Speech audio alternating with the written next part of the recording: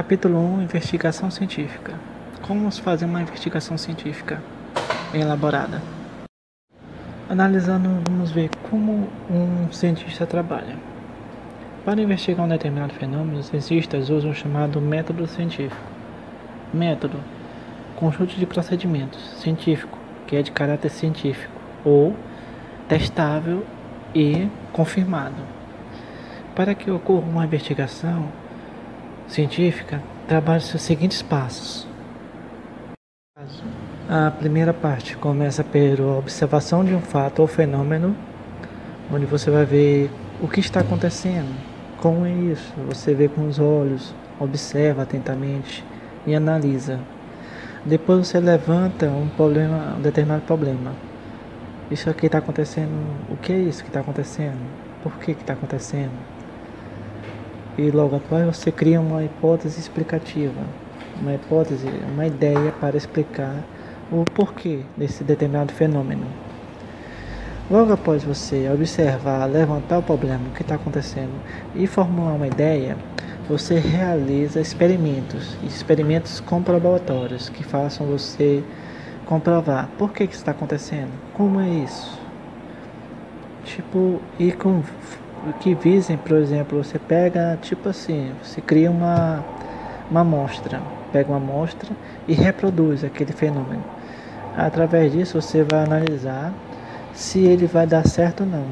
Aí você vai procurar os erros e acertos. Após realizar os experimentos e ser feitos os testes, chega-se a uma determinada conclusão.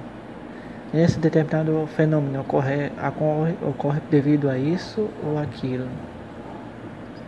Aí vamos verificar o que é rejeitado, as hipóteses rejeitadas e as hipóteses que são aceitas.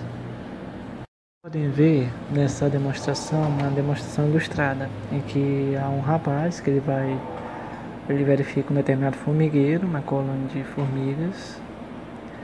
Aí ele pega cada uma delas faz uma verificação visual nelas e depois observa o comportamento de cada uma delas nesse formigueiro. Após isso ele vai dando a questão social delas na sociedade, o papel de cada uma na sociedade. Uma é uma rainha, outra operária, as outras são soldados e assim vai indo. Como é que elas fazem? Elas colhem folhas. Agora um exemplo da metodologia científica na prática. Alguns anos atrás, as pessoas viram que determinadas frutas ou até vários tipos de comidas, quando passavam muito tempo ao ar livre, que não eram consumidas logo, elas criavam tipo vermes, que na verdade não eram vermes, eram larvas de insetos. Tempos atrás, as pessoas acreditavam que eles surgiam espontaneamente da comida estragada. Eles apareciam do nada. Até que, em determinado momento, um cientista muito curioso italiano chamado Francesco Redi buscou investigar esse fato. Da onde veio a lava na polpa da fruta, vamos ver agora. O experimento de Redi foi feito da seguinte forma. Foram colocados pedaços de carne dentro de dois frascos, com a seguinte diferença: alguns tinham sido mantidos abertos e outros foram fechados com gás. Após um tempo, verificou-se que os frascos abertos surgiram os vermes. E depois ele foi verificar os que estavam fechados. Ao verificar os que estavam fechados, não apareceu nada, estava tudo limpo. A carne estava fresca ainda e não tinha nada nela. Por quê? A ideia é que as moscas não tinham acesso à carne, logo não apareceu nenhuma larva. Aí então o Francisco Redi ele fez o seguinte: ele fez esse experimento, depois publicou em um trabalho chamado Geração dos Insetos, em que foi revelada a seguinte questão: comecei a acreditar que todos os vermes encontrados na carne fossem originados diretamente de ovos de moscas e não pela putrefação da carne. Logo, esses insetos, eles vinham na carne, eles se instalam na carne, colocava os seus óvulos, depois eclodia e virava aquelas lavazinhas.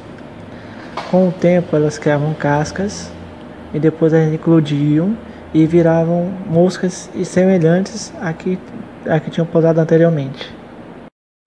Logo após foi feita uma explicação desse método científico. Observação. Analisando. Ele fez a observação das frutas que eram bichadas com esses vermes. Depois ele fez o levantamento do problema. Como foi que esses vermes surgiram? Será que esse é original da carne, como muitos falam? E logo após ele formulou uma hipótese. Ele pensou de forma lógica numa determinada solução, sem ser feita experiência antes. Esses vermes não devem ser originados da carne em decomposição, e sim de outros seres vivos. Logo após ele realizou o experimento. Como vocês podem ver na gravura, os frascos fechados com as moscas, que as moscas não tinham acesso por causa da tampa, e os frascos que continham estavam abertos. As moscas tinham acesso à carne, logo ele verificou essa questão. Ele observava e depois ele verificava que apareciam as larvas. E levou um certo tempo para verificar isso, como todo experimento. Chegaram então a uma conclusão, que os vermes só apareciam em frascos abertos, e que permitiu que as moscas adultas entrassem e saíssem livremente. Logo surgiam com o tempo e criavam cascas e novas moscas semelhantes às anteriores apareciam. A criação de uma nova hipótese de acordo com as conclusões obtidas. Que no caso foi o seguinte: após fazer a conclusão, criou-se uma nova hipótese. Tinha uma hipótese antiga, que era pela geração espontânea, porém, depois desse experimento ele criou uma nova hipótese. Então aqui foi a referência que eu peguei do livro. Eu peguei do livro Ciência e Seres Vivos, de 2002. É um livro simples, prático e fácil de entender. E caso tiverem alguma dúvida, é só entrar em contato. Dúvidas, sugestões.